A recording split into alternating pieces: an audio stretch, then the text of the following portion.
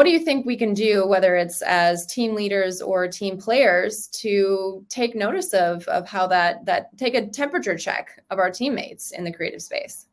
I mean, man, sometimes it's as simple as asking, right? I mean, that's I think that gets overlooked. Like, I think people try to overmanage a situation without going, hey, so and so, when do you work best? How do you work best? What are your conditions of success, right? And it doesn't mean you're going to meet them, but it just means giving them a chance to express it, because there's a good chance there's a few commonalities across other teammates. And if you can set up even pockets of space for that behavior or that interaction to thrive, then you're already doing better than you were before.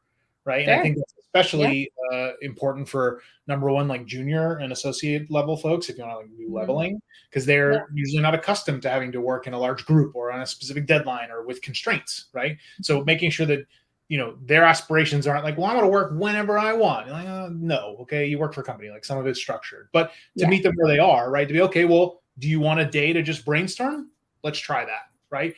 So as a good leader, it's being inquisitive, right? It's understanding, what your team needs. And again, I think the two groups that most often are best suited and best served by that sort of behavior are like the new folks and the quiet people in the room, right? Call them introverts if you want, but the people that don't speak up, right? The not the loudest folks in the room, because they're often the ones that get overlooked.